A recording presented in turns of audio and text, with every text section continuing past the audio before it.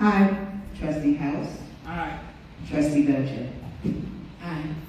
The motion passed to appoint Trustee House as Mayor Pro Tem.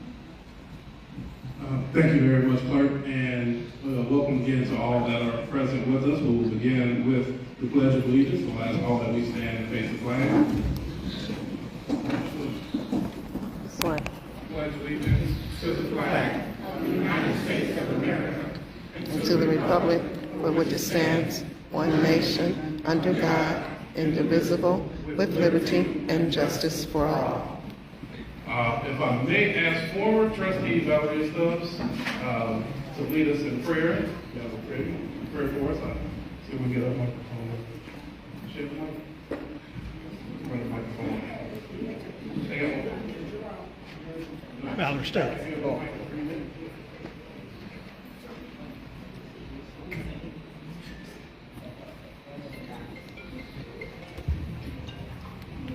Thank you. Good evening, everybody. Can I have everybody to stand and bow your heads? Heavenly Father, I come to you in the name of Jesus just to praise your name another day and thank you for your mercy and grace that you have stored upon us. I ask in the name of Jesus that you put your loving arms around this village. Guide us all in the direction that you want us to go and not in the direction that we want to go.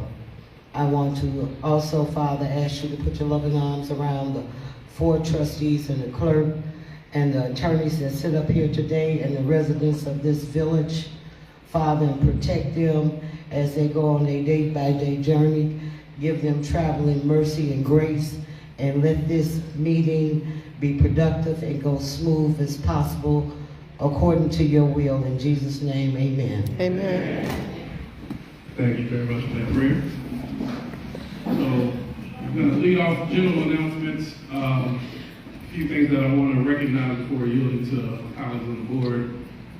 First, I want to thank the Dolton Park District for their continued partnership and willingness to work with the Board of Trustees. Without that partnership, it would not have allowed us to have meetings in this fashion and convenience. So I really want to give special thanks to Commissioner Gail Towers, Commissioner Kyle Rochelle, Commissioner Willis Harris, Commissioner Sandra Wells, being bashful in the back over there, as well as the board president, Cleo Jones. We really want to give thanks and acknowledgement for this great space. Secondarily, this meeting was called. I want to make sure that we document it was properly called. Meeting notice was posted Monday evening, approximately 8:30 in the evening, giving more than the 48-hour required notification. Further, the meeting notification was sent via email to all members of the board, the mayor, all 6 trustees, as well as village administrator and the attorneys that represent both the mayor's office as well as legislative council. So all are invited. We want to make sure that we conduct meetings in the proper manner, and I want to make sure that we have that listed on record.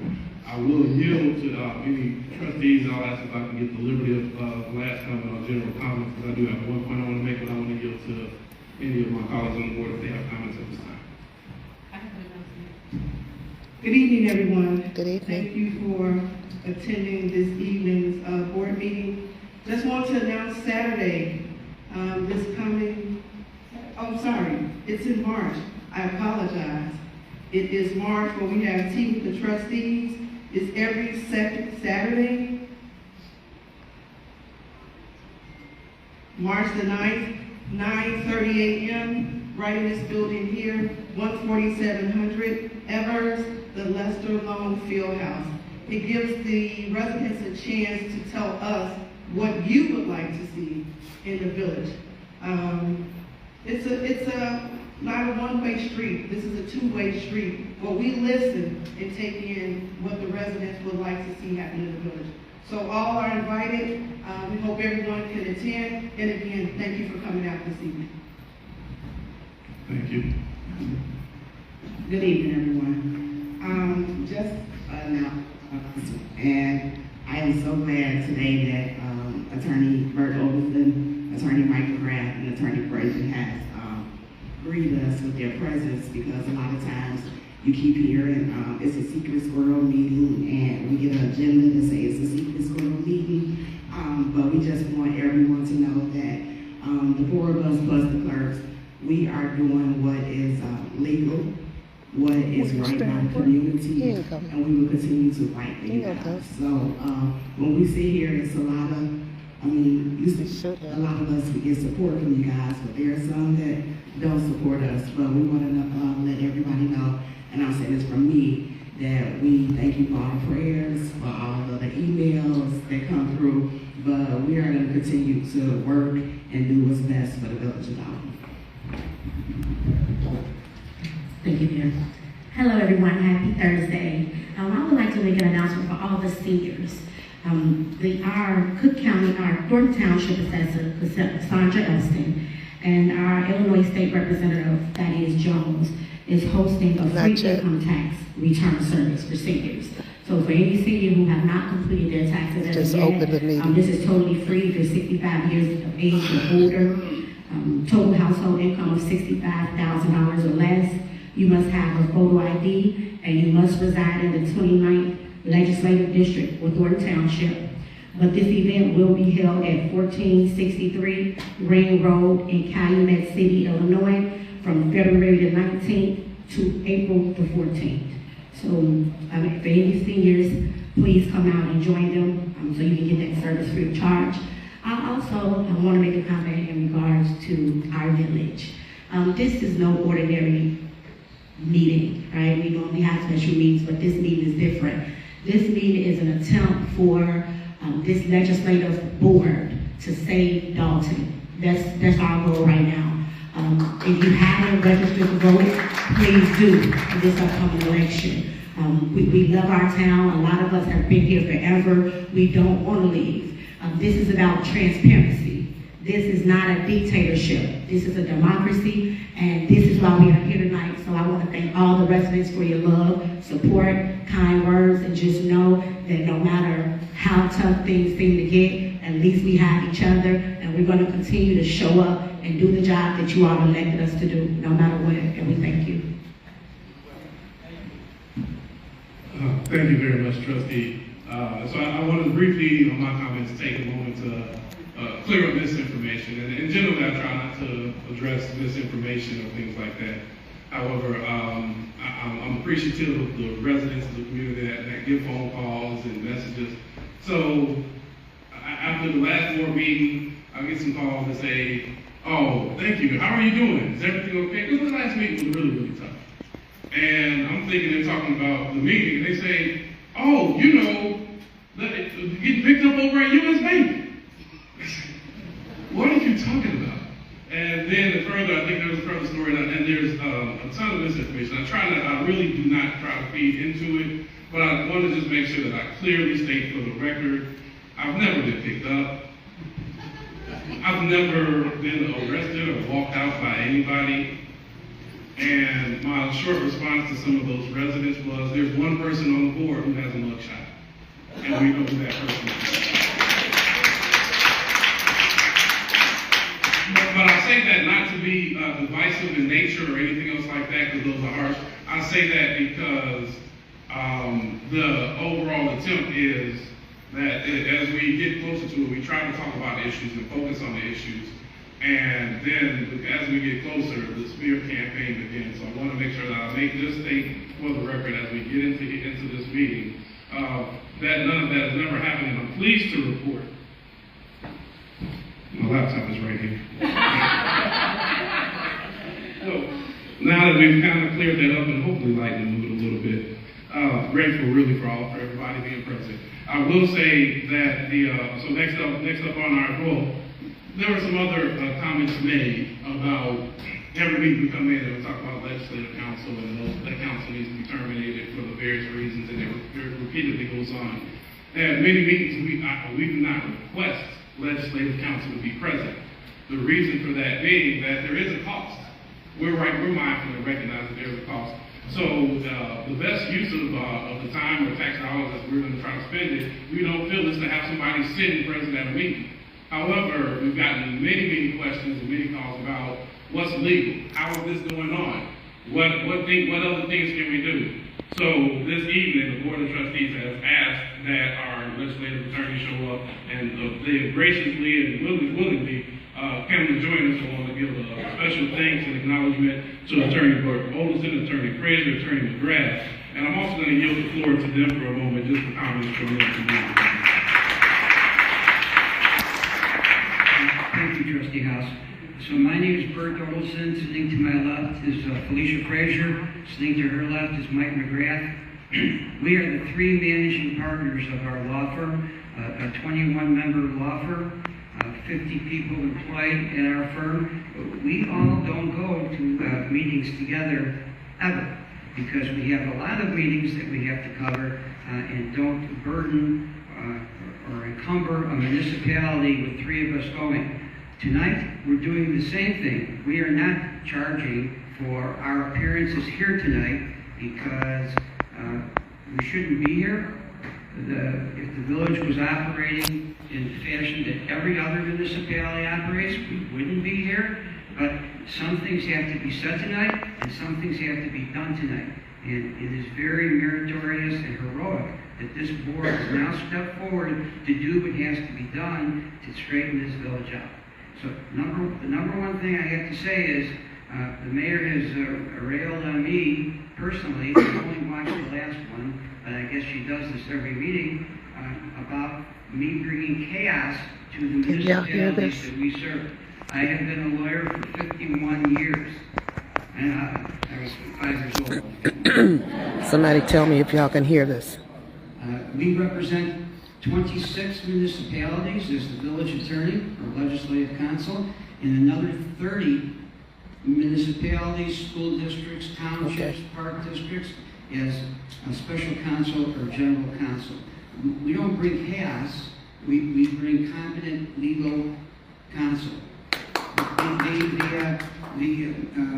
Ms. Henyard talked about the village of Robbins and how I brought chaos to Robbins. I started with Dr. Irene Brody in 1982 when she was elected mayor of the village of Robbins. One of the most magnificent females I have ever met. I served with Dr. Brody until the day she retired, over 30 years, many years working pro bono for Robbins because Robbins couldn't pay us. They have another mayor now who chose to do something different. That was his prerogative. Please don't tell me about Robbins that I invested a good part of my life in with Dr. Brody. She talked about Sauk Village, and we brought chaos to Sauk Village. We have been the village attorneys or legislative counsel for over 15 years in Sauk Village. Mike McGrath serves as legislative counsel there. Even though the mayor and the trustees don't get along real well, we still do business. We still have meetings. We still put things on the agenda. Even though there's not political harmony, there is at least legislative harmony, and we are the legislative council and get along very well here. She talked about the village of Maywood and how I got fired from Maywood. I did. I served her 3 months until the young mayor was arrested on the middle of the Eisenhower Expressway in a Maywood Tahoe. Does Tahoe sound familiar? Asleep. Because it's live, I can't. Yeah, I was fired by that mayor. That is absolutely correct. And fourthly, she said I brought chaos to Said I can't rotate it. Well, you can ask the mayor and all 6 trustees who don't get along what chaos I've brought to University Park. They wanted to come tonight, write a letter, and tell the fine people of Dolton what our firm has done to stabilize the legal practice and really help the village with their water problems in just winning a case in the Circuit Court of Will County on behalf of the people of University Park. She lied, and I wish she was here so I can tell her to her face that she lied and continues to lie about so many things in this municipality. But lying is not the worst thing that she does. We're going to go through things. Mayor Pro Tem House is going to take the board through a number of items tonight which will expose further what she has done to this municipality. So again, I can go on, but we all want to go home and have dinner and get to the real business of the night, which is the serious business that's not just your business, but has now become and is going to become the business of elected officials in the state of Illinois who can do something to help the people of Dolton. Thank you for the opportunity. You're welcome.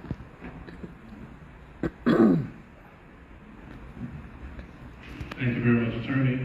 With that being said, we'll go to our next item on the agenda, which is the village clerk's report. I yield to Clerk Keith.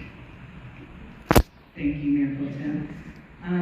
I'm requesting the board's approval on minutes that I originally submitted on the February 5th board meeting, but I was not allowed to get approval of these minutes, so I'm asking the board to approve them now. So let me just list out the minutes that I'm requesting approval. Special board meeting of the trustees, Monday, September the 25th, 2023. Regular board meeting of the trustees, Monday, December the 4th, 2023. Special board meetings of the Board of Trustees, Tuesday, December the 5th, 2023. Regular board meeting of the trustees, Tuesday, January 2nd, He said he was not. 2024. And special board meeting of the trustees, Wednesday, January 24th. He made it a matter of record. He said that did not happen. If you guys can approve the minutes that I have sent to you prior, I appreciate it. I make a motion to approve the said minutes. Second. So hearing the motion and second, any discussion? Hearing none, Clerk Keith, please call the roll. Trustee Norwood? Aye. Trustee Tammy Brown? Aye. Trustee House? Aye. Trustee Belcher? Aye. Motion passed to finally pass the minutes. Thank you very much. Mayor?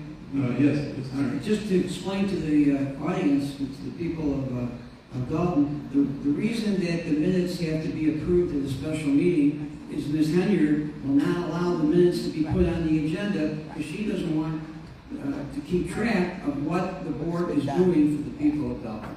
The minutes are supposed to come up at the next board meeting or two board meetings, and it's an embarrassment to go back to September of 2023 to approve minutes of what happened in September of 2023. Wow. Again, the trustees have to use this vehicle of a special meeting to do ordinary. Yes, he did a matter of record.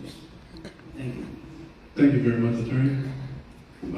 First, we have no old business listed on this agenda. First order of business on our new business. First is transferring all current litigation files from the Delgado Law Group to Olson, Murphy, Frazier, and McGrath. I'll tell you why I put this on the agenda. This was placed because at the present time, our village, the group does not have a village attorney assigned to it. The attorney that was previously assigned resigned because they were unable to work with the mayor and this administration. After that time, we've gone with no appointed or nominated attorney of record, and a lot of the files have been given to the Delgado Law Group without board approval. So as the board, we want to make, and additionally, we're not getting up-to-date information on these cases. And once we have to ultimately vote to settle, not settle, and as a board, we need to be informed on what's going on so that we know potential losses and the direction that we're going with that case. So with having legislative counsel with no attorney being appointed presently at this time, we are requesting that all files be transferred from the Delgado Law Group to the attorney's office that will communicate with us. So I make a motion at this time that we transfer all files from Delgado to Olson, Murphy, Frazier, and Graff. And I ask for a second. One thing we won't do is argue on my page. We're going to keep this clean, and we're going to be respectful of everyone that's on my line. Thank you. A lot of stuff that we probably not going to be able to discuss because we either have to go in executive session. But the issue is, and I'll say for me, is that some of these cases that come about, we don't know about them until they're halfway finished or somebody has cut somebody a deal, and then we're brought into executive session to make some type of decision on it. With having corporate counsel that works for the benefit of everyone should be transparent enough to when these cases are filed that we should get a copy of it or know about it, and then when we need to make executive decisions, we will be informed of what we're doing. There are several cases that have slid through the cracks, and since we didn't know about it, we wound up being in default, and now we're going to have to pay out money. So this is not about saying that we just want to hire someone that represents us. We want someone that's going to be transparent, that we know that we can minimize the cost of the backs of the residents. Thank you, trustee. I'm going to yield to Attorney Olson as well. Mayor House, we have a list of the cases. There's at least 33 pending cases against the village, and I think another one was just recently filed. I don't think there's this many cases in all of our municipalities combined. I know. And it is taking the money that should be used for the people and paying lawyers and paying plaintiffs because Dolton isn't getting the representation that it should. That's why we have to take these cases, get them in order, and win them. We will not take any cases that conflict with us. In other words, there's a case where we sued the municipality after the board told us to sue the municipality because Ms. Henyard would not sign our checks, the checks that the board authorized for legal work that we did. So we, of course, can't take that case because we're suing. And we're only suing because we would like to get paid from over 2 years ago. We haven't been paid in 2 years, over 2 years. And thank you for bringing that point up. Actually, I'm going to ask you if you can share with the residents the status of your payments as well as,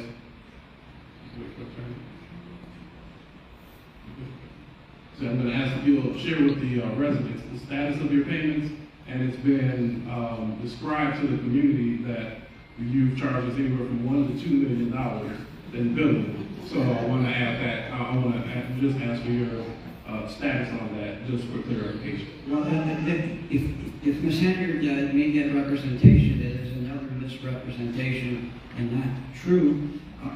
Of course, they're not that. It's ridiculous to even.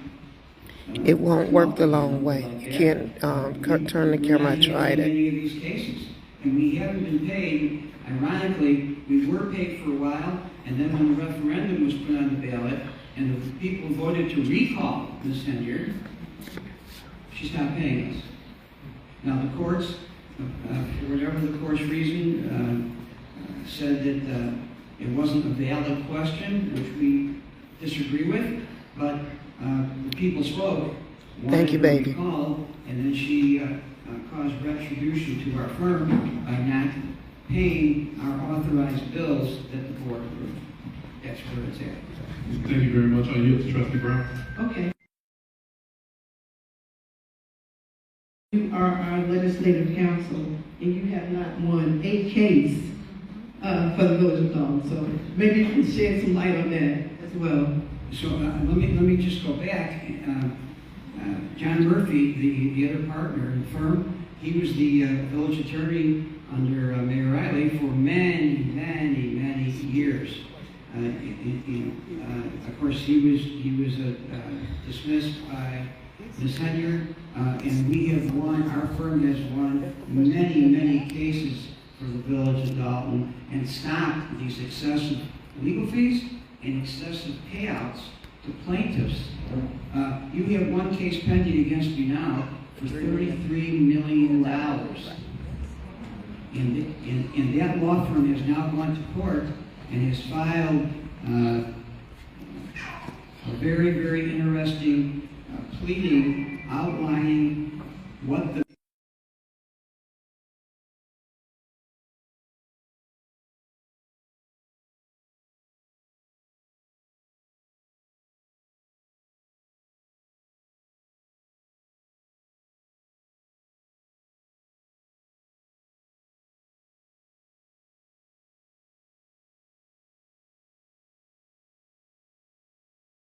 I, Trustee Jason House. Trustee Belcher? Aye. Motion passed. Next on the agenda, I will read into record as it is on the agenda. Item number 2, refer the Delgado Law Group to the appropriate agency for inappropriate conflict of interest. The Delgado Law Group has been the village prosecutor for over 2 years. During this time, that law group has has filed appearances on multiple state and federal lawsuits against the village, Mayor Henyard, the Board of Trustees, and the village corporate authorities, and continues to defend these matters. Within the last year, the Delgado Law Group has filed appearances and prosecuted or defended matters in opposition of the corporate authorities, specifically the majority of the Board of Trustees. The Delgado Law Group has billed the village tens of thousands of dollars for this legal work and in opposition of the corporate authorities. This is a direct conflict of interest and shall be referred to the ARDC requesting an investigation into this conflict of interest. So I request that this be placed on the agenda, specifically because the attorneys should be working in conjunction for the village. In this case, the board majority has made our votes very clear, and yet cases continue, which cost this village money. And we feel I feel this conflict of interest. So again, motion that we move forward with requesting legislative counsel to file this conflict of interest. So that's my motion. Second. Okay, hearing motion and second, open for discussion. I have a question. So, in reference to the ARDC, which many people may not know is filing a complaint against the attorney, will this be taken care of prior to the next week, or how does that work? My request would be that it be done yesterday, Yes, this will be done immediately tomorrow.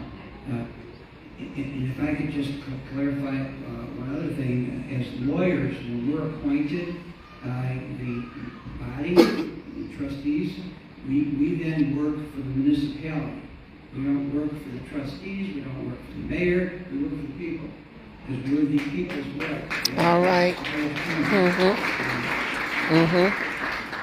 So when the Delgado Law Group was appointed village prosecutor, that is the office that prosecutes traffic tickets. Traffic goes to traffic court. They're not the village attorneys. They should not be sitting next to the mayor at village board meetings. That's not their place. That's not our place. We know that. We're the legislative council right now. We represent the board, but we represent the board for the interest of the people. For the people. You can't represent the mayor against the board. You represent the rest. Thank you very much. Good clarity. Any additional comments at this time? Hearing none, I'll ask Clerk Key for a roll call. Trustee Norwood? Aye. Trustee Tammy Brown? Aye. Trustee House?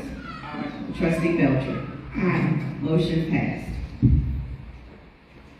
Okay, next on the agenda, item number 3. Motion to approve the following invoices from Legislative Counsel, Olson, Sturt, Murphy, Frazier, McGrath, for invoices from 2022. These are invoice numbers 33340, 33631, 33632, 33857, 33858, for a total cost $66,999.76. As well as invoices number 34252, 34254, 34379, 34380 for a total of $56,688. These invoices were previously approved by the board at the June 6, 2022 and August 1st, 2022, and were not paid by Mayor Henyard. There are currently pending matters in court. You can't hear it? The sound is out? Versus Henyard. Case number 2022-CH105. Are you saying the sound is out? MFM are seeking to be paid the invoices that were approved by the Board of Trustees. The Delgado Law Group has billed the village on this matter tens of thousands of dollars just to defend this case. There is no justification to bill the village for these corporate authorities items that have been approved. Now, the reason that this is placed on the agenda, as mentioned in here, this has already been approved by the board. It's actually pending in court, and the defense given is that when the board approved it, we did not provide the specificity to which invoices were approved. So this is just clearing up a matter that has already been voted to make sure that the court is crystal clear on the board's intention. Having said that, I'll make the motion for approval on this, and I'll ask for a second. Hearing the motion in a second. Almost thought I didn't get a second. Hearing the motion in a second. I'll ask any discussion. Hearing no discussion, clerk, I'll ask for a call. One thing, I'm sorry. We always hear that if they did the work, pay them. Well, the attorney has done just that.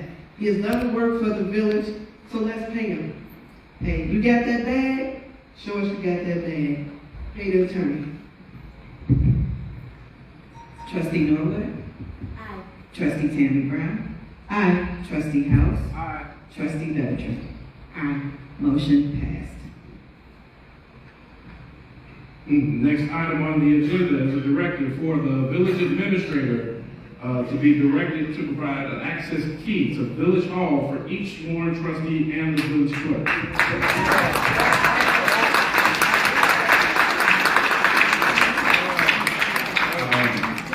This item is placed on there as grateful and as gracious as we are for the Park District and their partnership.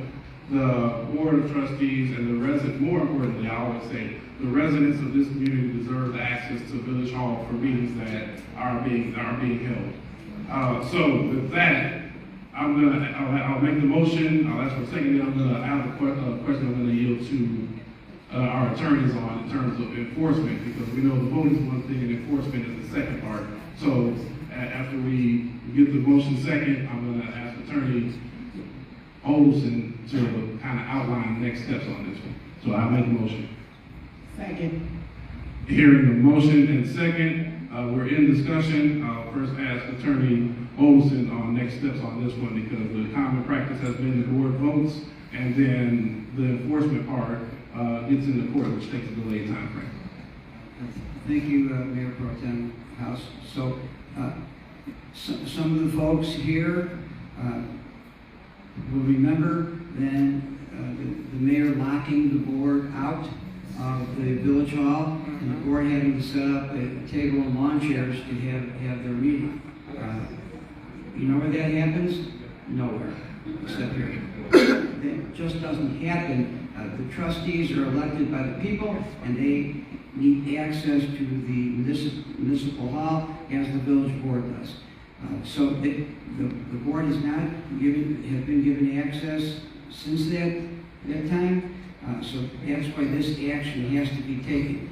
The village administrator works for the mayor and the board together, and the village administrator has to follow the direction of the board, and if he does not, he is subject to discipline by the board, suspension or termination. He must obey, as long as it's legal, the direction of the board. There are so many actions that we could run into court and litigate, but every time we do that, even if we're not billing you, Mr. Delgado's firm is. So there's no need to usurp any more money out of this municipality for lawyers, to be quite frank with you. Whether this works or not, we'll see, but I think the next item on the agenda may hopefully take care of all of this. Thank you. Any other further conversation? So I'm not sold. This is, when we sit up here, these are ordinances, meaning that they are laws that we put into effect. And these laws are obviously being violated on a day-to-day basis. So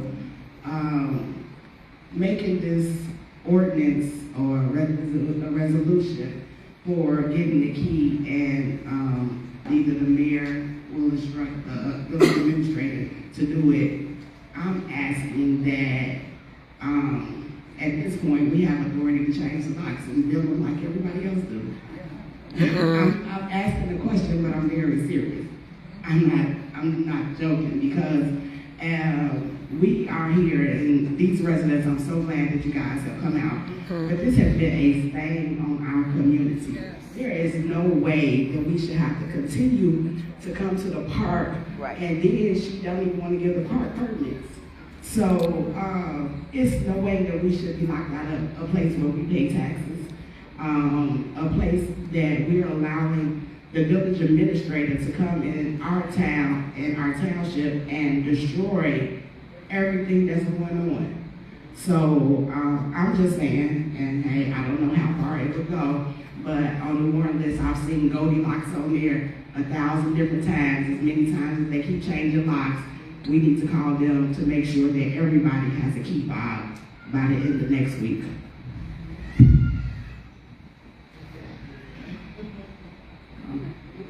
Received, that, were you seeking response? Attorney? So I, with all due respect, I wouldn't suggest changing the locks at this time. I'd give it a bit, again, because that will create more time, more money, more controversy, another lawsuit, and even though she is withholding the trustees and the people from the people's house of government, which they pay for, I would ask that you hold on that until we work through this agenda and we have an opportunity to turn this over to other authorities. That don't sound good. That don't sound good. Turn it over to other authorities. It's extremely sad that time and time again, I mean, we, as the attorney stated, we were locked out of the building once before, and we did have to hold our meeting in the parking lot. But we also had another time where we entered the building and the mayor had the entire administration come and tell us that the lights were off. So they first told us that the lights were off. We had Trustee Belcher, she had to call ComEd while we were in the building to ask ComEd if the lights were off, and we found out that they weren't. Then they tried to say that it was carbon monoxide or something, so they called the fire department to come into the building. So these are the things that they do to prevent us from moving forward. We've all heard them being called secret squirrel meetings, right? But it's not a secret. We're trying to have access to the building that belongs to the residents. So that's why we are here. When I say that we are here to save Dolton, that's what I mean. We are here to save Dolton, to be able to have access to the building that, as Trustee Belcher stated, we pay taxes for. There's no way we should be here. So as a board, we're hoping that they provide us access with this ordinance put in place. But I know that we'll probably be here again next month. But we would like you all to know that we are continuously making an effort. And this is our attempt to fight for what's right. So that's what we'll continue to do. Thanks to She's not here. And I hope we have to continue to be here. We'll continue to see you every time. Thank you. One last thing, it's so funny and childish. Our mailboxes are outside. Our mailboxes were placed outside to prevent us from going into Village Hall. It's crazy. Every time we go into Village Hall, you see everybody picking up their phone. They're calling, they're here, they're here, they're here. It's a shame that you can't even go into Village Hall to ask a question about insurance or possible or permit anything. Every time you go in there, all eyes on us. We're outside today, we went today to renew our insurance. Cars circling the building while we're standing there. It's a shame an elected official is treated like an outlaw.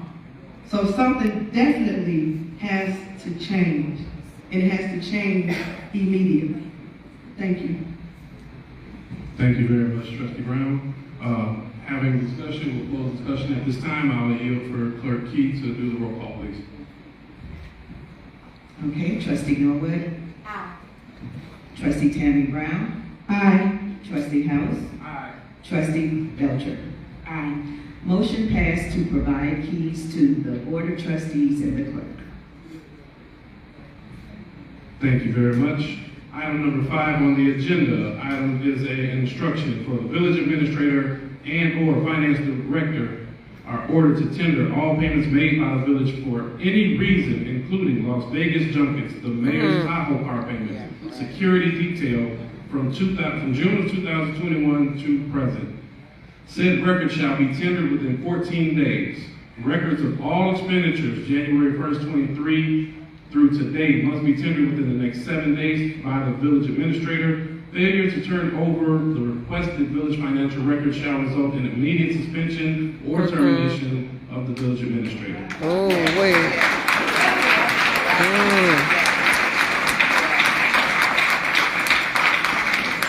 All requested documents / records shall be recorded and turned over to the Board of Trustees, specifically Senior Trustee House. This was listed on there, and we've come to many meetings and we say we're not getting the information. And furtherly, I encourage that the information be placed on the board, on the website. Because there's no better transparent way to do it. For the purpose of this, we have to specify where we want it to be done so that way it can be tracked. But I'll take it and we'll put it on the website. The important thing is that right now, financially, we know one thing, the finances aren't good. But specifically where we're at, we're still left in the dark trying to figure out where the finances are for the village. This information is critical to the village, for the residents to understand where we stand and where we're at, and further to make sure that once we have the information, we can begin to create a plan on how we move forward. The last financial reporting that we received is September of 2023. On that report, it showed that there are $2.5 million worth of checks that have been issued, approved by the board, and have not made it to vendors. Just sitting on desks somewhere. That's completely unacceptable from my perspective, and I know the board will share that sentiment. So I'm making a motion that we move forward on this. I'll ask for a second for discussion. Okay, Trustee Brown, second. You up to discussion, anybody? Hearing no discussion on that, clerk, keep please roll call. Trustee Norwood? Aye. Trustee Tammy Brown? Aye. Trustee House? Aye. Trustee Belcher? Aye. Motion passed to order the village administrator and finance director to turn over all financial records to Trustee House. Okay, I think Attorney Olsen. Just one follow-up on that. I don't know if the folks in Dolton follow all the TV that's gone on in the last couple of weeks about the squad cars and works vehicles that were on the verge of being repossessed because of a $76,000 payment that was not made, even though this board authorized the payment in May of 2023. You need to know that the mayor's Tahoe security detail car payments were made every single month. And I was on TV saying this, it is a deadly sin to think that you could have lost 6 of your police vehicles. And when you lose the vehicles, you lose the police officers too. But she chose to keep her payments on her security detail intact. I think that's important for information. Thank you. That's very critical information, and there will be some follow-up on that point. I do want to pause for a moment, make a brief acknowledgement, because I see one of our board commissioners. I'll tell you how much I appreciate the park board, so I want to make sure as I see them, I acknowledge you. We have Commissioner Willis Harris in the back. Yes. Please. Thank you again for your continued partnership. I did not acknowledge the Executive Director, Stephanie Wiedemann, as the Executive Director around. She's out in the hall, I think. Just want to give There she is. acknowledgement. And if you don't mind, come up forward, not for speaking, just come. I have a question I'll ask you in a brief moment, but please come forward. We'll transition from here to item number 6. All monetary payments by the Delgado Law Group shall continue as the village. The Delgado Law Group will continue as village prosecutor, but no other legal matters. I think we discussed that a little bit too. That her payments was made up to date on her Tahoe when they were trying to take the police cars. That was $76,000 that wasn't paid for a couple of years, so she didn't allow. Second, any discussion? Yes. Trustee Belcher. I always say devil's advocate. I guess my question would be in reference to discussion. We know that this administration is not fine with following the rules. So I just want to make sure that and you have the list of the 33 pending litigation, that how do we enforce that you guys get that information so that the village won't be in default? And the reason I'm saying that is because we're going to hear the narrative at the next meeting that the trustees did something and, oh my God, they did this and now that we in default and we didn't go to court for this or that. So I just want to make sure and bring it to a front before it even comes, because it's starting to be predictable now, the things that go on. How do we make sure that as the law firm, those pending cases, that you guys get the information that you need, because obviously in the world, they're not providing information that we won't be in default in any cases that's pending. Trustee, that's an excellent question, and the people deserve to hear an equally excellent answer. And the answer is, we have a list of all the cases. We have access to the court files, and after tonight, we will contact Mr. Delgado's law group and say, turn over the files so we can proceed to defend the people of Dolton. If not, then we will go to court and tell the judge of your actions tonight, and the judge will then take action and turn the files over. We will not let any cases go to default as they have in the past, and where judgments have been entered against the village. That is not what we do. That is not what we've ever done. And you can ask any of our mayors or boards, and they will tell you. So we will take note of all these cases and make sure they're in good standing. Thank you. Thank you. Excellent question. Thank you very much for that, Trustee Belcher. Any additional discussion at this time? Hearing none, I'll ask Clerk Key for a roll call. Trustee Norwood. Aye. Trustee Tammy Brown. Aye. Trustee House. Aye. Trustee Belcher. Aye. Motion passed for all monetary payments made to the Delgado Law Group shall continue as village prosecutor, but not for any other legal matters. Item 7 on the agenda, discussion and approval of an intergovernmental agreement between the Dolton Park District and the Village Park. Between the Dolton Park District and Corporate Authority for the Village of Dolton. I'm excited personally about this.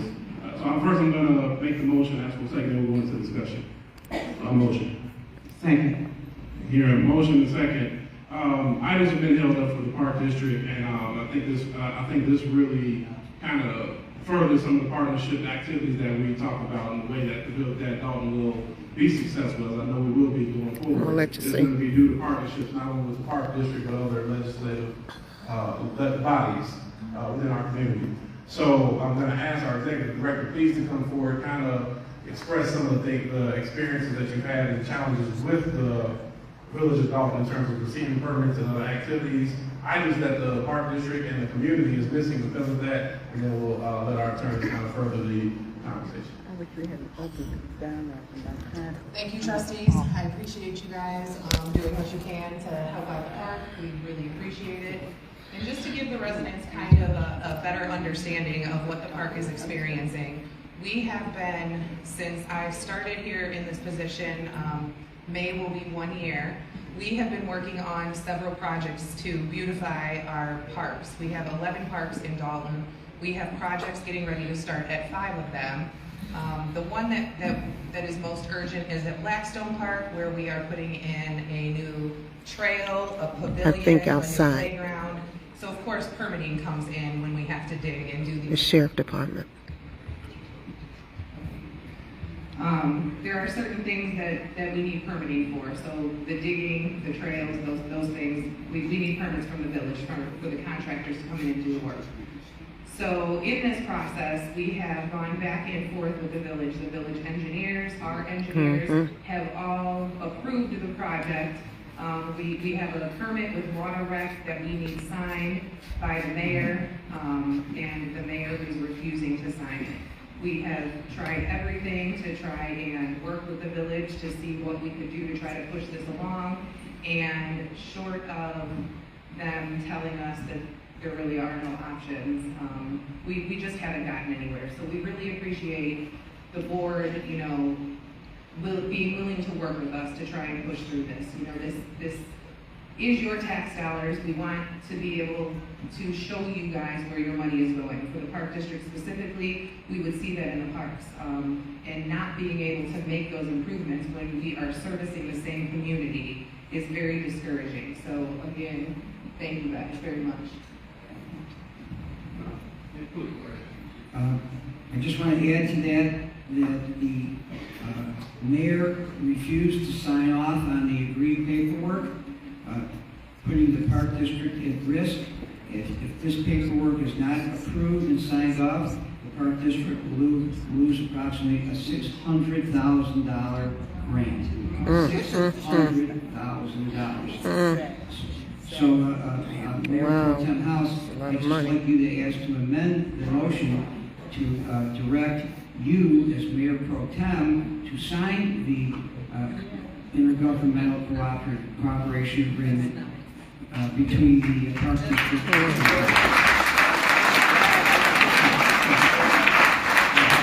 Thank you for that further clarity. I do thank the attorneys for the work, and we have the attorney showing here. Also, the attorney for the Park District, Michelle, I'm going to say Fountain. I'll say Michelle Fountain. I want to thank that. This really is a collaborative effort. These are some of the activities that happen outside of the boardroom and some of the efforts that collectively. So I made my statement of excitement, but I know the board also shares in that because we really do enjoy working with the Park District. So thank you. So I want to amend the motion as stated by Attorney Olson, and I'll ask that we get a second on the amended motion. So hearing that motion and second, the amendment being that the documentation can be signed by Mayor Pro Tem, and I feel self-serving in this one, Mayor Pro Tem, to get the process moving forward. So hearing that motion and seconded by Trustee Brown, any further discussion? Hearing none, I'll ask Clerk Key for a roll call. Trustee Norwood. Aye. Trustee Tammy Brown. Aye. Trustee House. Aye. Trustee Belcher. Aye. Motion passed to amend the motion to have Trustee House sign the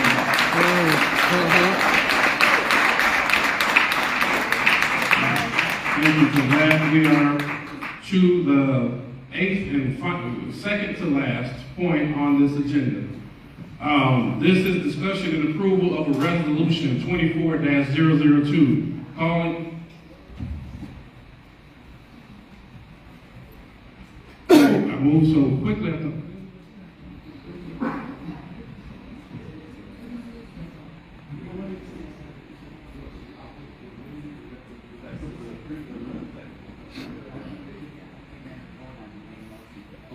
So, thank you, Clerk. That's why I want to be close to keep me correct.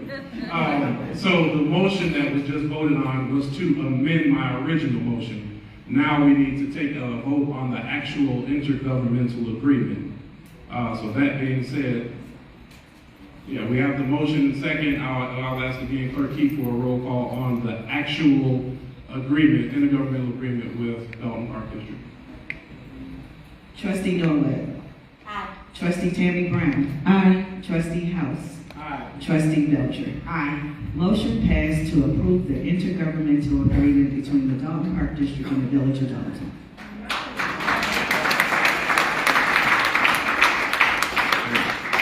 Item number 8, discussion and approval of a resolution 24-002 calling for an investigation of Mayor Tiffany Henyard.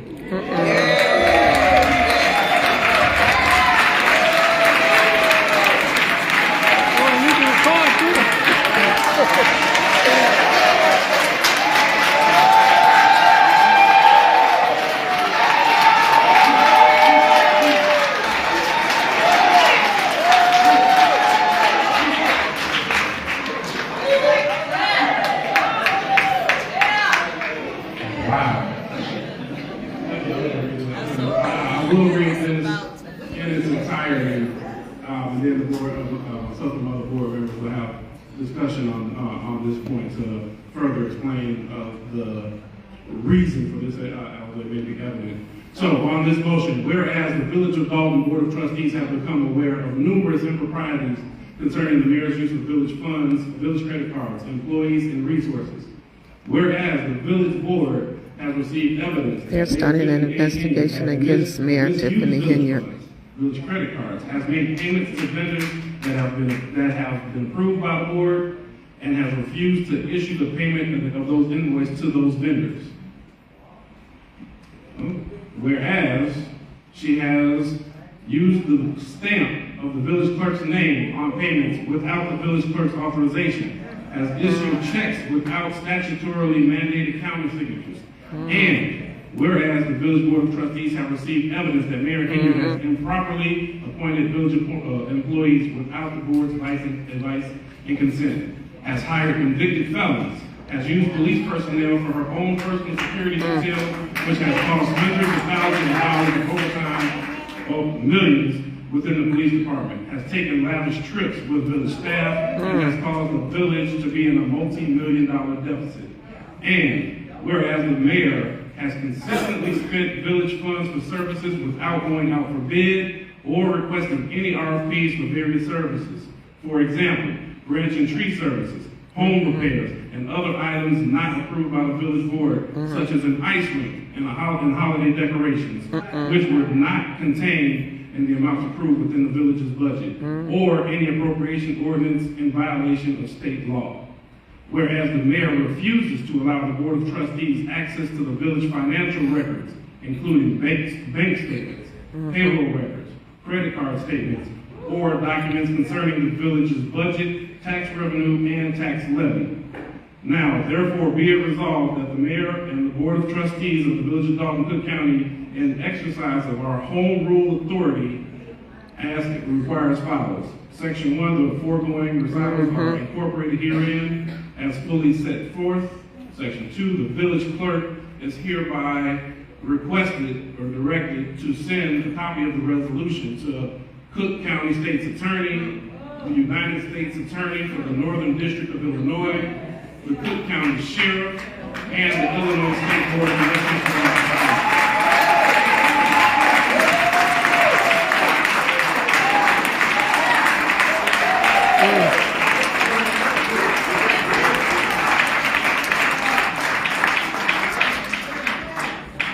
Section 3 says any policy or resolution of the village of Dolton which conflicts with the provisions of this resolution shall be and hereby repealed for the extent of such conflicts.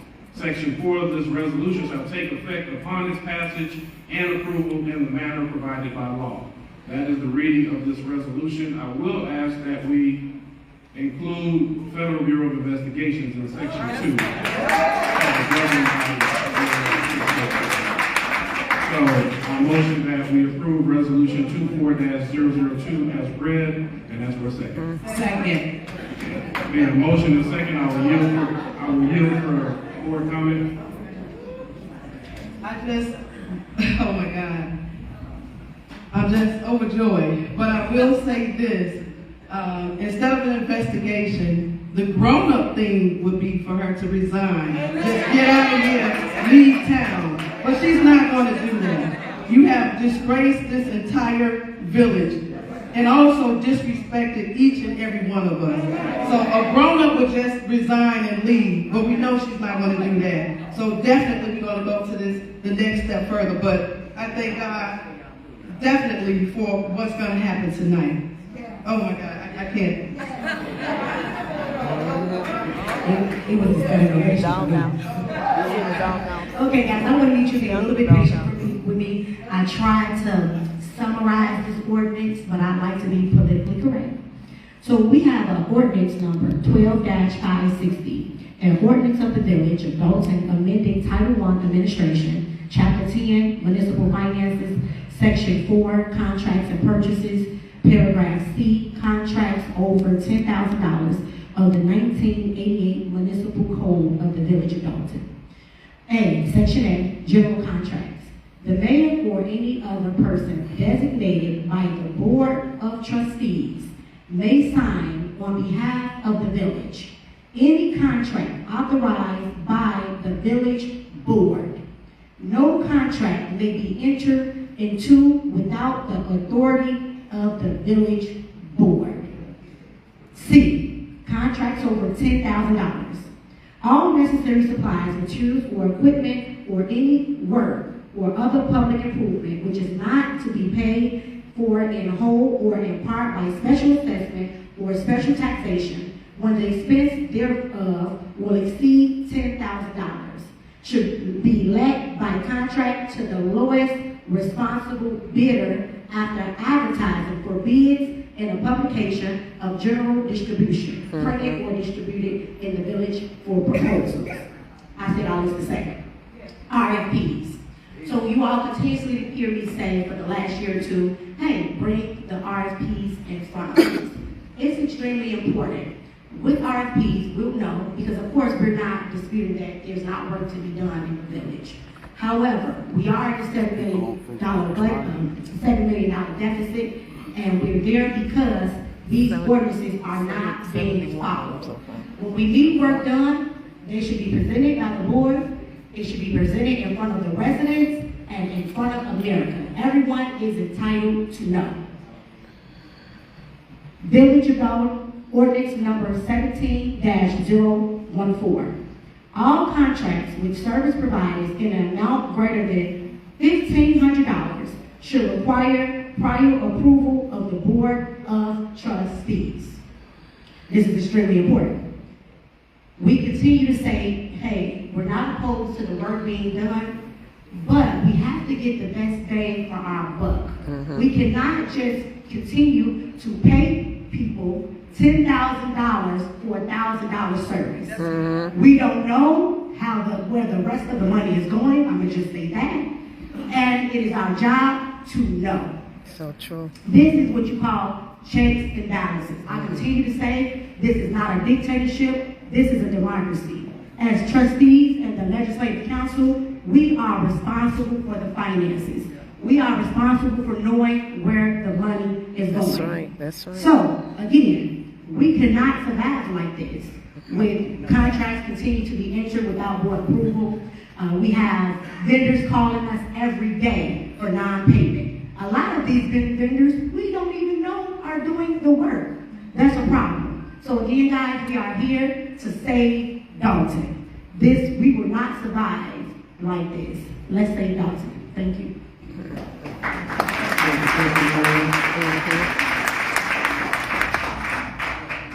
I just want to say this is just the beginning.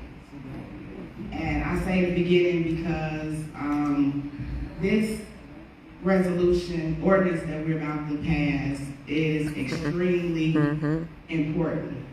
It's important because we have thousands of other ordinances that's still not being followed. So when we take this stand, we're taking this stand on the backs of 21,000 people that are being affected by this. It's not to come into a board meeting and argue about what we're paying and who we're taking off. This is strictly about, like Trustee Norwood said, checks and balances. This is strictly about knowing what our tax dollars are paying for.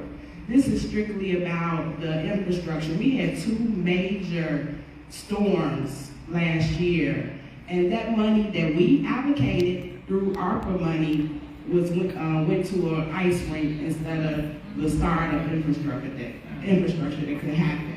When we get these glorious statements to say we got all this grant money and the bag is here and it's so empty, I don't know what to do, but we don't have any type of documentation of these grants. So we get these calls, and what really saddened me is we received an email today about the beautiful flashing stop signs that we see around town. $17,000 we owe for these stop signs. My concern is not even that we haven't paid them, but that money should come from asset forfeiture money. And if anybody knows what asset forfeiture money is, you don't play with the federal government's money. No. So it's a lot of, we know, documented misappropriation. And this is the 4 of us taking a stand for you guys. It's not about our personal agendas. This is about the village adult taking a stand about what's being done correctly and right. Sir, you have a comment?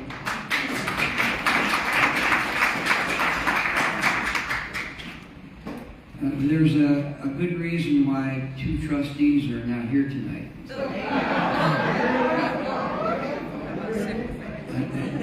No one has spoken about them, and I'm not getting involved in politics in the village, but just to say, when this resolution gets filed and sent to the appropriate authorities, others will be looked at also.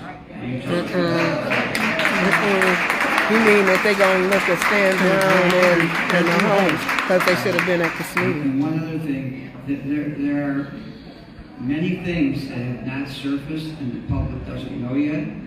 And if you think you're in shock now, just hold on. So I want to commend, since this is the last item, I want to commend the board, well, they have to take the vote, but I want to commend the board for standing up and doing what's right for the village. We are here to help them.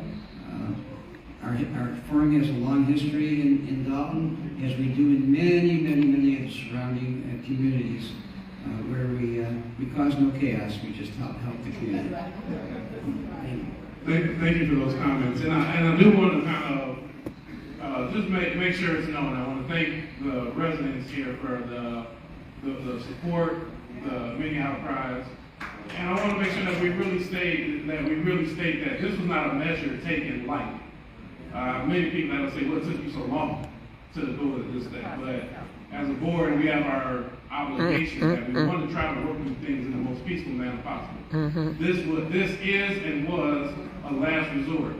And I think today we kind of figured this to be our last stand, because we cannot continue to stand for millions of dollars being wasted on trips and things that do not benefit the community. That's why we're here. So thank the community, the residents, and we want you to know we did not take this stance lightly. This is something that has been thought through thoroughly, and this is the only effort that we feel we can take at this moment to move this village forward. So having said that, we have a motion in a second. We'll close discussion, and I'll ask Clerk Keith for a roll. Trustee Norwood? Aye. Trustee Tammy Brown? Aye. Trustee House? Aye. Trustee Belcher? Aye. Motion passed for resolution number 24-002, calling for investigation of Mayor Tiffany Henyard.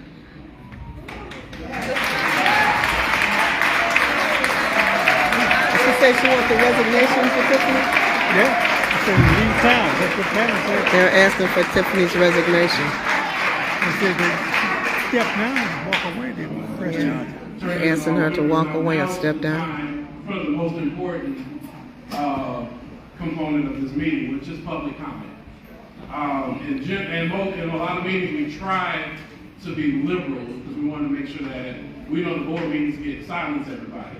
And we want to be very liberal to make sure that this is a platform where everybody has the opportunity to speak. I will ask that comments be kept to around the 3-minute mark. We'll wave my phone as we approach the 3-minute mark, and just ask that we please be mindful. Those who have comment, we will ask to come down the middle aisle, and then we'll bring one by one to the podium. Can you all tell if anyone else is streaming besides me?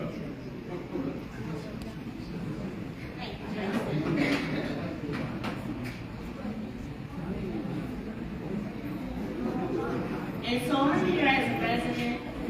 I'm very concerned about what's been going on, what has been going on. And so if anybody can refer back to YouTube, to the May 28, 2013 meeting, you will know that Dolton was broke in May of 2013. It has not gotten better since, and something needs to be done. There needs to be an ordinance in place so that no future mayor can spend as they want. And that should have been done a long time ago because you guys have power on the board. Meeting minutes should be in within 10 days after the meeting. And so I don't feel safe as well with Murphy Olson. You're a law firm. Excuse me, this is my comment. There was an attempt to remove Tiffany Henyard as trustee along with Brown and Hunt. And so you failed again this time. to remove her as mayor. And none of that money can be repaid back to the people. Do you see what I'm saying? And so you also make comments that the attorney should be sitting next to the mayor. During Rodney Rogers' regime, the attorney sat next to him the full time. I also want to know what's going to go on with the $4,060,000 grant that was taken out for the IEPA for water meters that residents never received. Yet, the ex-mayor was given a vote to have sole control over that money. And so things need to be in place, ordinances need to be followed, and I would also like to see a referendum on the ballot to end home rule in the village of Dolton. The village of Dolton no longer has 25,000 residents, but the 2020 census says that the village of Dolton has 21,000 residents. Therefore, the clerk should be submitting information to see if we still would like home rule, and there should be a referendum on our ballots to see if residents would like to remain with home rule in the village of Dolton. And so that's all I would like to say, besides the fact that I would like water integration removed. I'm tired of smelling feces every time I walk out of my door. They should have never had a Class A or a tip to burn feces and flood our sewer system with 200,000 gallons of sewage and profit and not pay taxes. And that's all I have to say. Thank you. You're welcome. Thank you very much, Mrs. Downs. I appreciate your comments. You're welcome. Documented public. I'll ask Dr. Scott, please come forward. Just get that building right there. Hmm? That's her. That on that building, bought that building. Is that her? Everyone, This lady right thank here? you for this opportunity. This has been a long time coming. I am so proud of this board that sits here because I'm not a resident. Quiet, please. I am not a resident of Dolton. I live in South Holland, but my heart is for the community.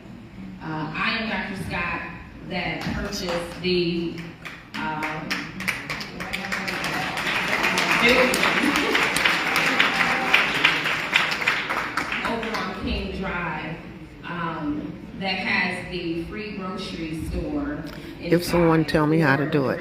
My goal was to expand services for the Southland. Yeah, they really do. Starting, of course, with Dolton because that's where we're located. I tried to work with the current administration, failed for whatever reason, and this has been a breath of fresh air, literally, because it was very frustrating to want to work and get things done for people who need services. Not all of you, no. Dolton is a thriving community.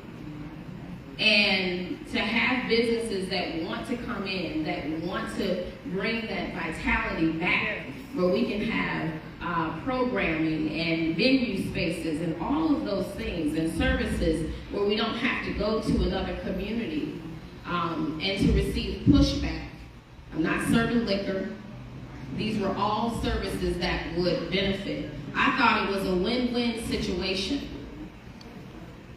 You know, the current mayor, you know, talks about, you know, Jesus Christ all the time.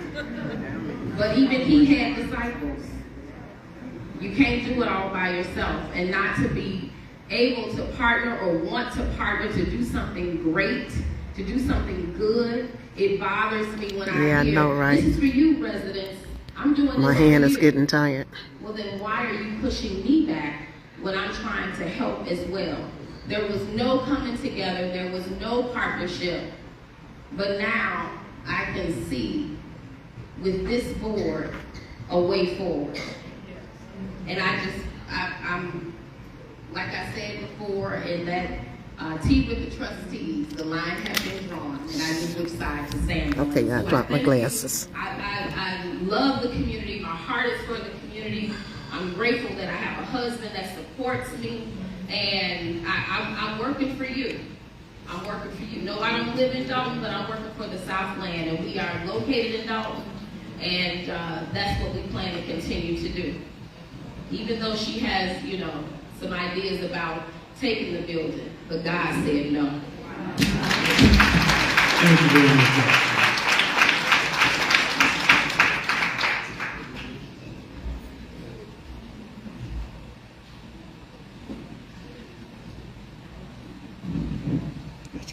First of all, to give you a good chance to start in Dolton Village. I'm not believing this. Look, I don't pretend to be no professional thing. I was just trying to show you all what was going on. In almost 11 years since 2013 in Dolton. I have a 4 property and 4 different business.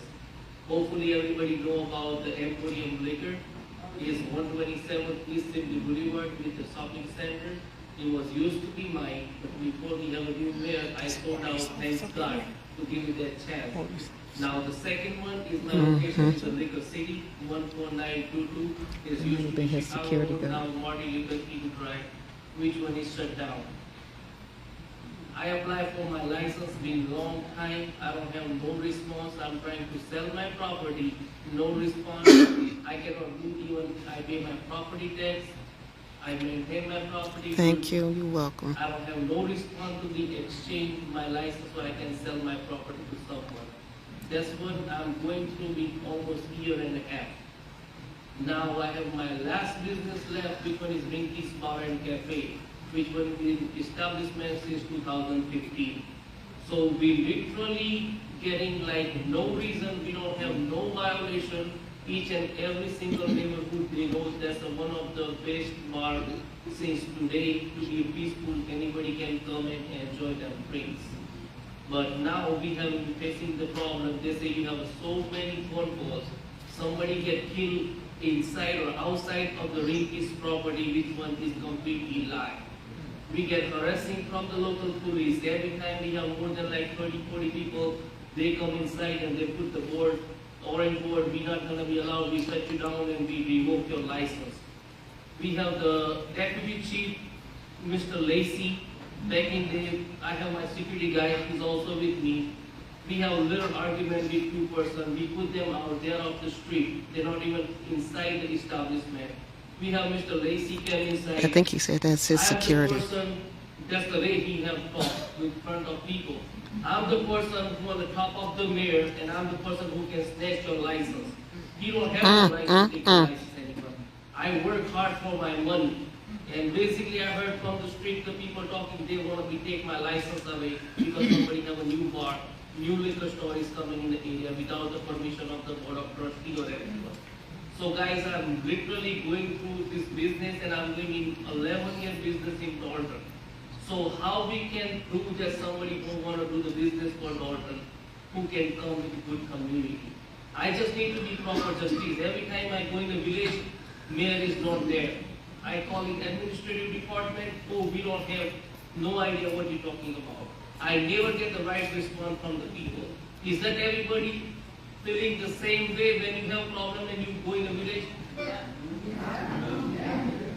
So I hope we can do something and put the right people vote so we can have a next new mayor. That's all I can talk about.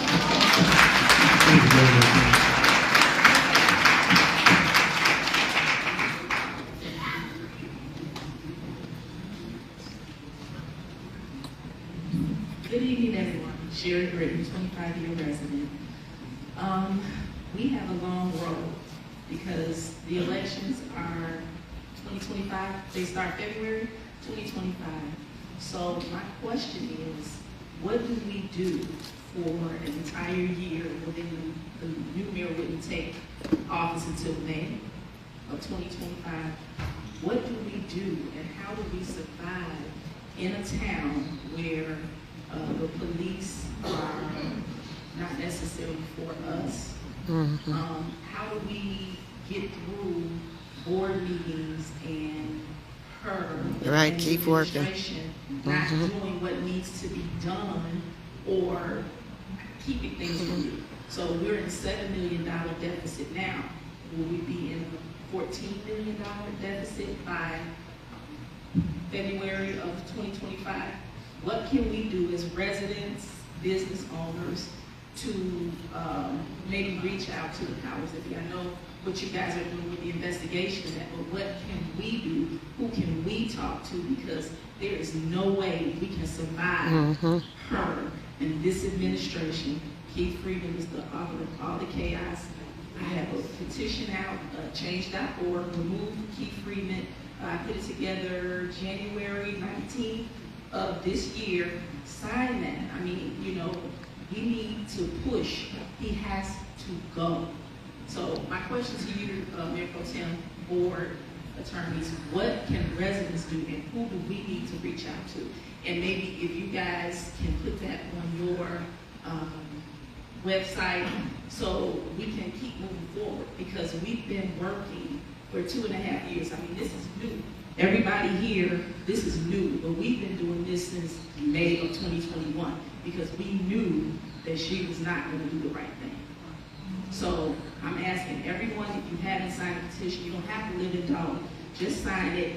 And we have to be more vocal. We cannot continue to not say anything or be afraid of her, because that is why she's doing this stuff, because people aren't saying anything. I mean, thank God for the YouTube community. Thank God that our local news and even national news now, they're starting to pick things up. But this is hard, and it's embarrassing. I mean, she doesn't represent me. She does not. I know how to speak. So, can someone answer? What we can do, a couple of things. We've been advising and requesting everybody to write in letters to the state's attorney, attorney general, and thanks to the help of wonderful residents and a resident group that has recently formed, there's even a template letter that has been devised that can be sent out as one. We talk about security. We look out for each other. We really look out for each other. We band together, and you have to be cautious every day going out in the streets, and we want to make sure we continue to stay together. Part 3 of that, we've survived for 2.5 years in prison, but the board is committed that we will survive. As a board, we will continue to do held meetings like this, tea with the trustees, and we'll push forward. Dolton will be a thriving community, I promise. Well, thank the board. I want to thank the board again for your compassion and your continued efforts to keep us together and get us where we need to be. Thank you.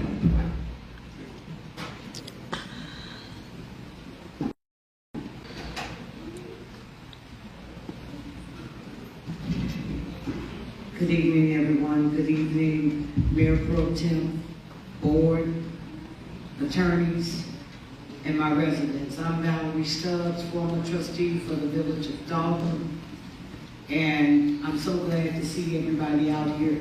And I have to say, a lot of the residents, they do this every day. Our phone rings constantly. We're tired, but we're not giving up because we refuse to let Tahoe Tiffany take our community. I want to commend the board for tonight for putting that resolution together and the attorneys. And I do have a question, Mayor Pro Tem. When she come back and veto that resolution, then what happens? Do we do? We override it at the next one. So, and that's what I wanted the residents to know. At the next board meeting, she'll probably veto that resolution and say that this was a secret squirrel meeting that she was also invited to. And then the board have to come back and override her veto.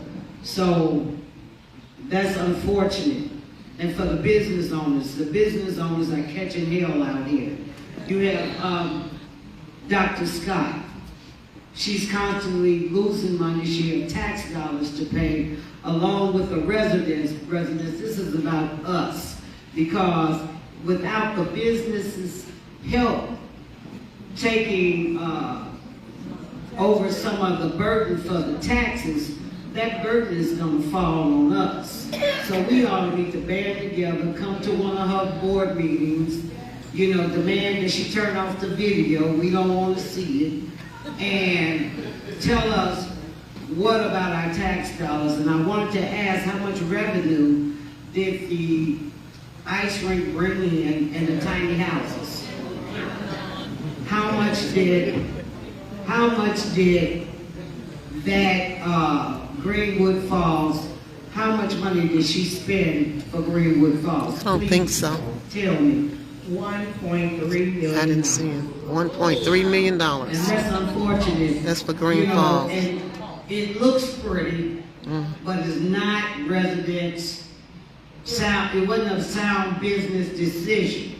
We could have fixed our infrastructure with that. You just had a water tower to fall down not so long ago, and you know we got water main breaks everywhere. You don't put the horse before the cart.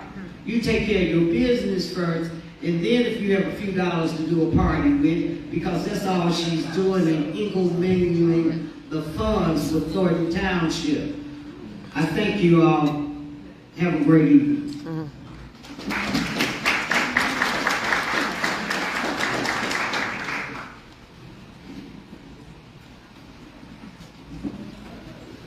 Greetings, trustees, clerk, residents, and media. I am almost 75 years old. I need to have my butt sitting at home somewhere, but this administration will not allow that. I cannot sit by and watch them ride over our citizens like the way they have for the last couple of years or so. Now, yes, Tiffany Henyard needs to be investigated, but let's not forget, as the attorney alluded to, she has accomplices. Okay? Let's not get blinded to the fact that she couldn't have done these things by herself. I'd also like to point out how she has weaponized the police, as has been alluded to by others. She has weaponized the police against individuals. She has had temerity to call individuals names out to target you for supporters like, yes, so this happened to me at the last newspapers too. I was unable to find out what she said because I was waved off by certain people I won't mention. But anyhow, I think they arrested him. Back to the point at hand. This has to stop. She cannot continue to intimidate and gangster her way through this. I can give you some examples of some of the things that she's done that no sane person would do. Who the hell throws a hip-hop concert yes, he is. Home? She threw a hip-hop concert and was selling liquor and everything. I heard about that. Foul hip-hop lyrics. She has done things like that. She has put blue lights on some of the unauthorized cars, and it masqueraded as police or other law enforcement going through the city, and she was not targeted. Yeah, me too. As her group going through, using those lights to get through traffic. This is yet to be addressed. That is a federal offense. She hung Homewood security badges on code enforcement people and other unauthorized law enforcement in the city hall and used them to intimidate us early on in her administration. Where is the punishment for those things? You understand what I'm saying? There's a whole litany of things I could go through. But I'm going to put that advocate for a minute. If I were Tiffany Henyard, and if I was as innocent and as put upon and misused by the residents and the trustees, who, by the way, she's insulted each and every one of them, both personally and professionally, and she has shamelessly insulted them, and last meeting she sicked her department heads on them. This is one of the most disgusting displays of this government type things that I've ever seen. We don't do that. We do not put people out on Front Street like that. There are several people in here that she has called by name from the podium. Several of us have been escorted from the building, our building, by the way, for doing nothing but applauding. She points her finger, but she nods. I was escorted out by the deputy. Yeah, whoever said they can get off my line. But don't play with me. Short, I'm talking too long. I got plenty to say, and we'll be set later. Have a good day.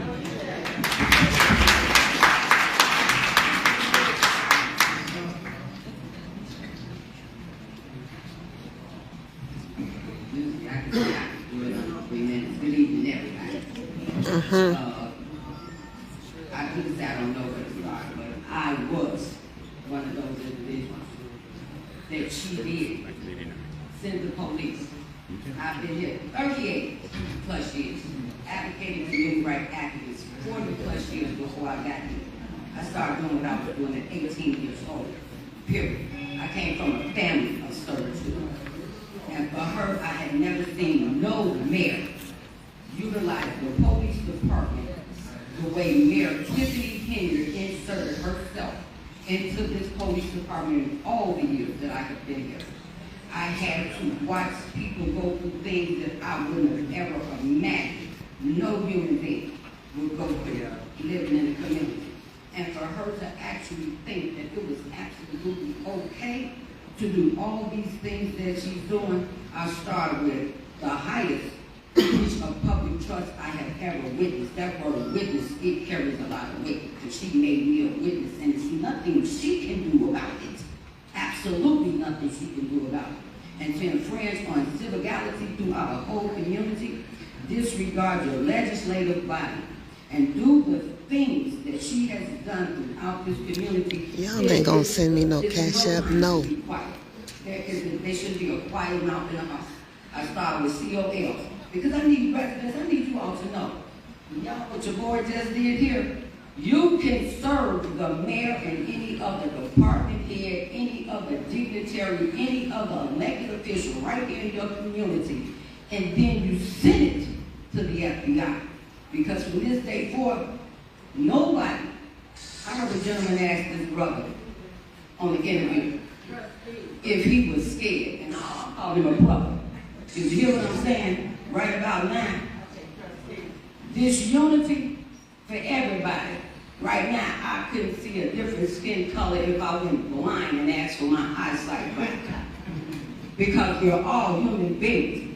There's one thing that eradicates not a one of us from being a human being. And no one human being should ever try to eradicate a whole entire community. And the scariest part, over the township, that's 190,000 humans that are indirectly affected by this. And like the young lady said, this will reverberate for the next 10 to 15 years if everybody doesn't keep taking a stand. Now, men that want to be on the island by themselves, they usually use the Lord. Right about now, the Lord can tap her house going, whatever she got coming.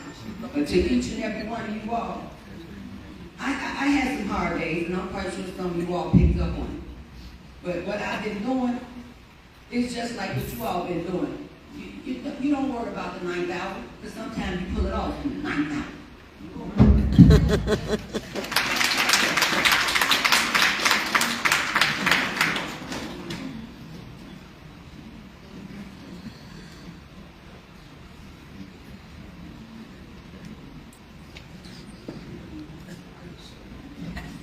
Okay, y'all gotta excuse me. Number one, this is a long walk, and it does suck for people with disabilities that I had to walk all the way over here, because we should be able to use the village hall, because that was a long walk for me, and I had to walk her. So Tiffany Henyard, that really sucks. I would like to start off. It's gonna take me a couple minutes, because I'm very passionate, and I haven't been outside of the house in a long time. But I had to come to this meeting today because this meeting really meant a lot to me. I am about a 34-year resident of Dolton. I moved to Dolton about 1989. And when I moved to Dolton, I was one of the first colored family on the block. I actually live across the street from Tiffany Henyard's old house. So when I moved there, I was the first colored family on that block. So when she say that she grew here, so I grew here. Because I was in the neighborhood way before she was. And I'm very passionate about my city because I grew up in this city. And what she's doing to this city, it pisses me off. I'm just gonna be very honest. It pisses me off because I still live in this community. And what she's doing in this community from when I grew up here until now, and when I see what she's done to our community, it angers me. It angers me and it upsets me because I helped her with the campaign. Jason came to me, he asked me, he said, Vivian, He said, I know that you have HR experience. He knows that. I have a master's degree in human resource. I've been in human resource for over 12 years. I had an issue, illness. I'm not in human resource right now because of my disability. Unfortunately, I had brain surgery. I have cancer, unfortunately. So her charity pisses me off. Another thing about Tiffany, she had that cancer foundation. I'm a cancer patient. I have to start radiation March the 5th. Could have helped me, but no. Did she start it? What she do? She stole money, right?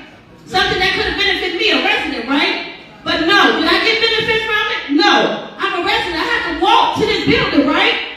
Do I get my taxpayers' money? No. So what Tiffany's doing is wrong. I helped her with the campaign. I helped her win. I helped her make phone calls. I did a lot for Tiffany with this campaign. I was supposed to be the HR director. So let's take it all the way back. When Tiffany asked me to help her with her campaign, I gave Tiffany a PowerPoint presentation. Look it up. Ask the FBI to check her email. Ask Dorothy Brown, did she interview me? Because I helped her. I helped her because she had a vision for those. And the vision that Tiffany had, she didn't fulfill it. When people said, why did we vote for her? We voted for her because she said she wanted change. And the change that Tiffany said that she was going to bring, she didn't bring it. So when people say that, oh, well, y'all just stupid, y'all just fighting for whatever, y'all voted for her. No, we voted for what Tiffany was before she came into office. We voted for the trustee that she was. We voted for what the vision that she had. We didn't vote for the Tiffany that we have now. We voted for a different Tiffany. So when y'all stand there and y'all say, oh, well, y'all get what y'all get, that's not what we voted for. That's not what we wanted. We've been fighting for this for 2 years since she's been in office because we knew right away that what Tiffany was doing was not right. So with us as residents, we've been here for the long haul because we saw it right away. And it's not fair to us that everybody else is not fighting with us because y'all been seeing it from the beginning. Y'all just don't want to say nothing and stand up to it because y'all feel like if one politician is stealing another politician should be able to steal it. That's not fair. And that's not right. And us as residents, we see it. And we should be able to just stand up and take it because everybody else is stealing. Just because everybody else is stealing does not give her He's trying to get her attention now. And it's not fair. And until we get right, until she gets able to be held accountable, and until she hand over the finances, we shouldn't be able to take it. And she shouldn't be able to just cancel meetings whenever she wants to. We shouldn't have to hold a meeting here. We should be able to hold a meeting wherever we want to. I'm on bed rest. I shouldn't even have to come out here and stand up for what is right in our town. I should be able to be at home. I start keeping a lot of radiation. March the 5th, I should be at home. But I'm coming down here to fight for what's right for our residents because we deserve better. Thank you. I'll see if she need a ride.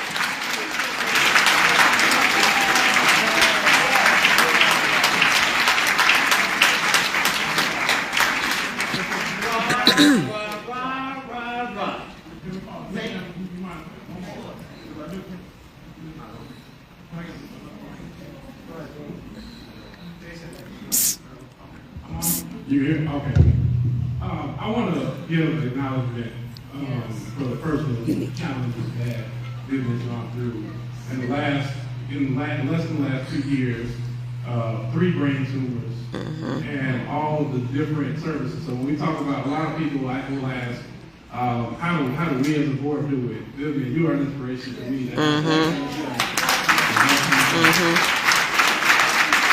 She's been through a lot. I know that I mean, if you can see that strength and that power in somebody with those challenges, I just wanted to acknowledge and say thank you and support her nonprofit. Thank you.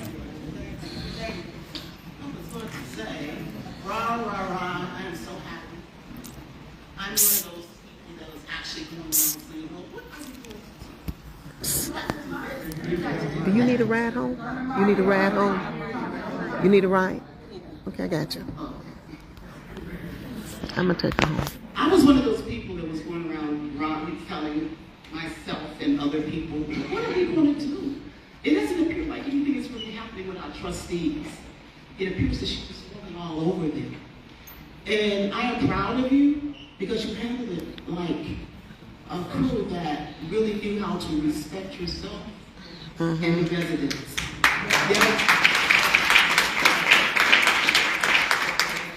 And I thank you because when we did did have food and we did actually talk. They did listen to us, and that's the most important thing of all. You may not have replied to us, but yet still we did see something, and at time to time we knew things would actually happen, and I'm thankful for that. During this week and last week, I was working with Harvey on some projects that they have going on. And one of the projects that they really have going on is with the Metro, and they have a retention pond going on. You know, I believe in networking. I know we have our situations, but we could not, as residents, do it all by ourselves. We did have to have someone to actually step in and talk.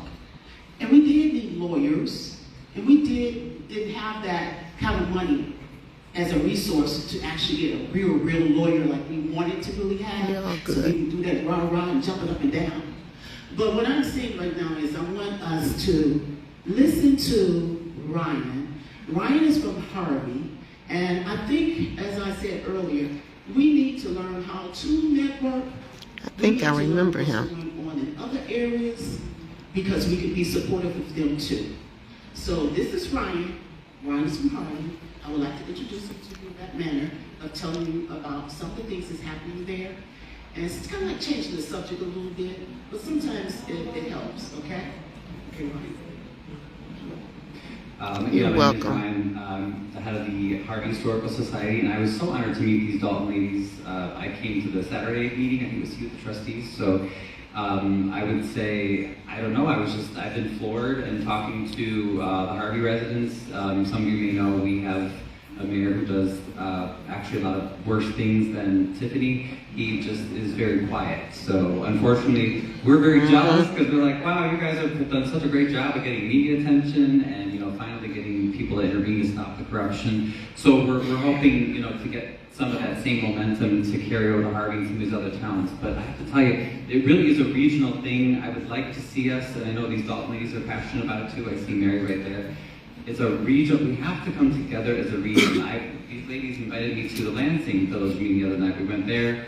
They had a great uneventful meeting, but I mean, the problem is we've been seeing this for years. I mean, my family roots in Harvey go back to Wasso's. That's my great uncle, the grocery store.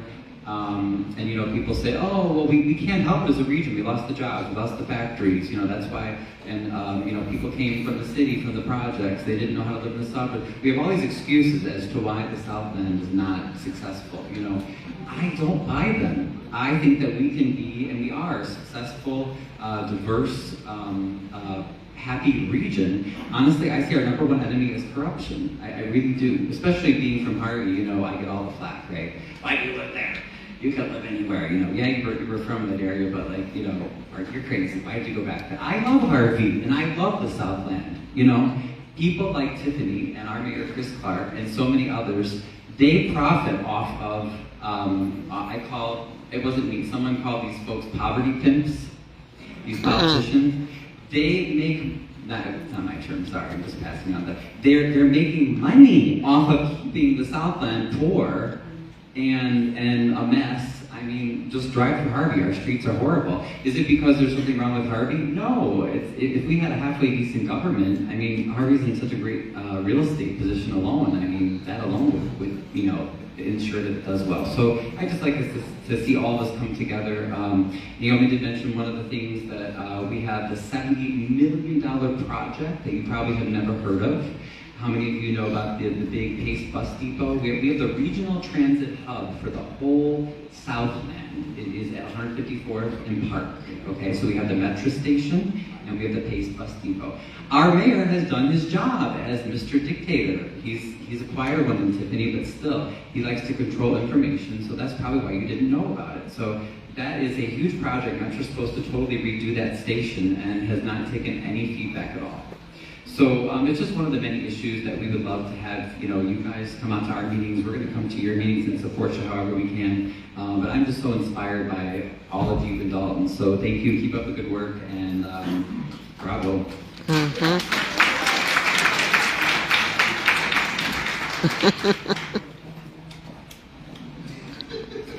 Good evening. I'm Reverend Sierra Bates Chamberlain. I'm a reverend, but I stay within my 3 minutes. So first I want to empathize with everyone in this room. because I know I've been following the news and following it. My heart and my prayers goes out to our community. Well, I am born and raised in Chicago. I've lived the last 8 years in Dolton, and I am also a homeowner in Dolton. I'm also raising 5 kids. I have one off to college. They graduated from Florida Ridge, but I'm raising 5 other kids in Dolton as well. My husband is in the audience.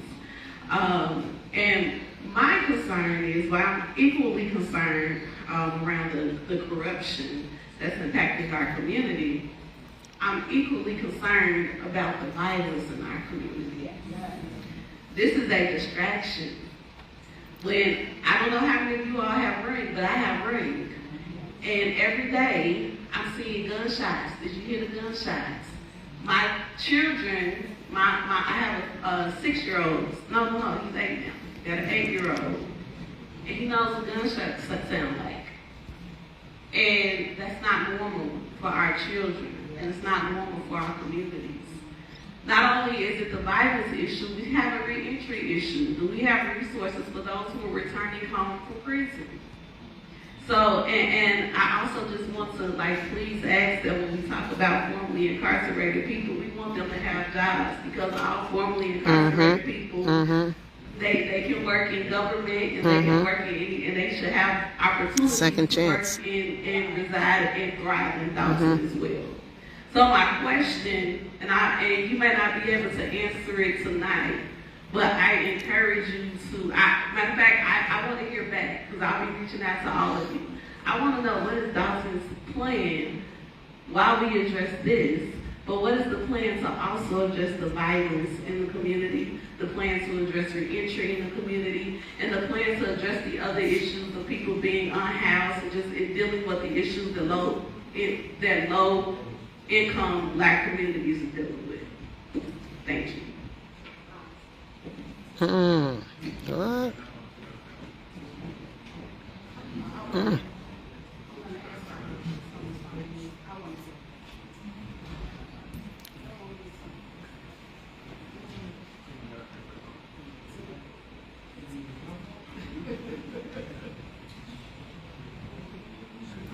Trustee Belcher's trying to get the mic to work.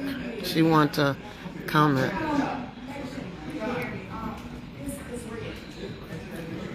Can you hear me? Okay. Thank you for coming, and I definitely understand what you're saying. I'm gonna say this, and I probably don't never give this lady credit, but I'm sure that you know that your current mayor has made the Village of Dolton a second chance city that you may not know about. I don't think anybody up here sits on the board to say that we're not about giving people second chances. It's a time and a place for everything. The Village of Dolton does have jobs. There are people that have businesses that could probably provide jobs to people businesses that's being closed down. So everything that happens, it may seem like a distraction, but it's always another moving part that happens to some things. So there are people that I would say that maybe second chance programs, but those people should work in public works. Not in people's houses. Issues, and I hate to bring it up, but a convicted sex offender was hired.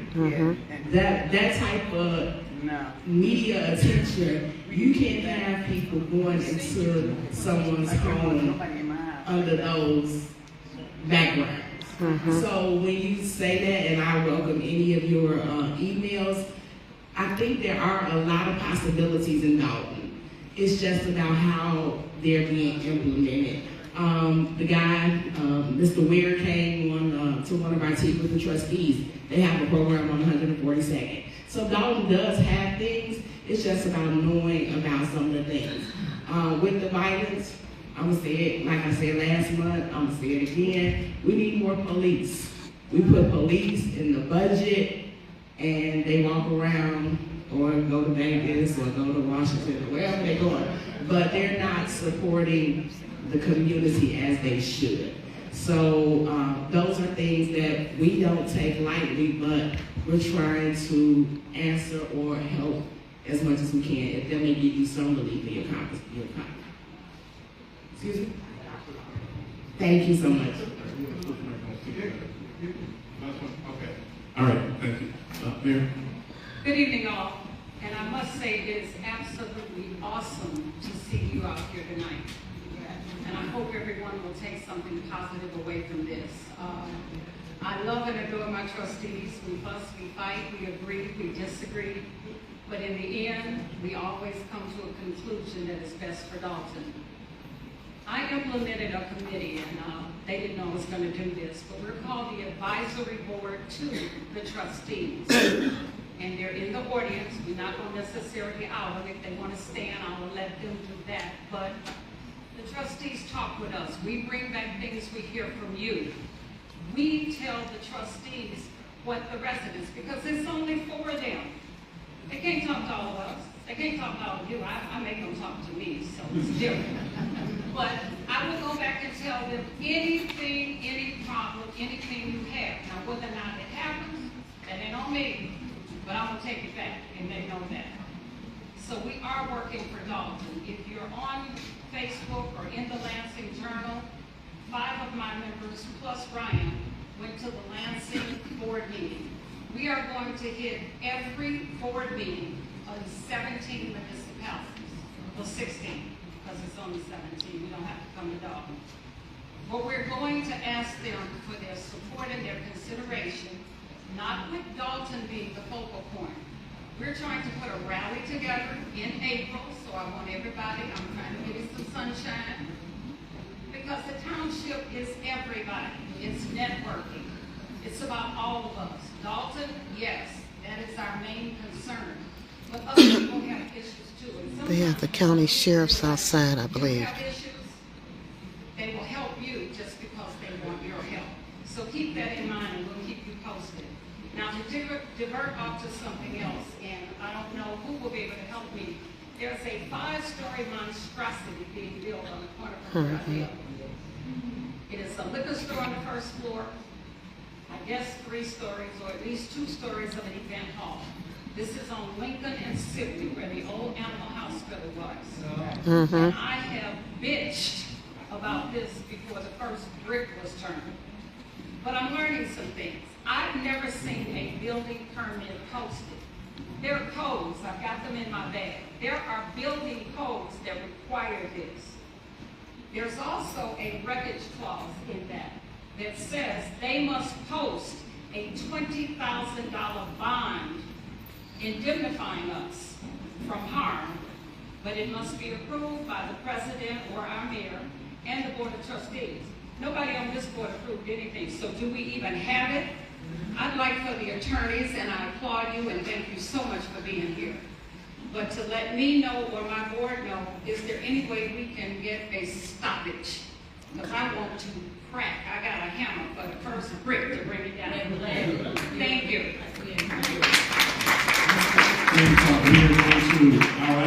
For those that don't know, that's the Shangri-La that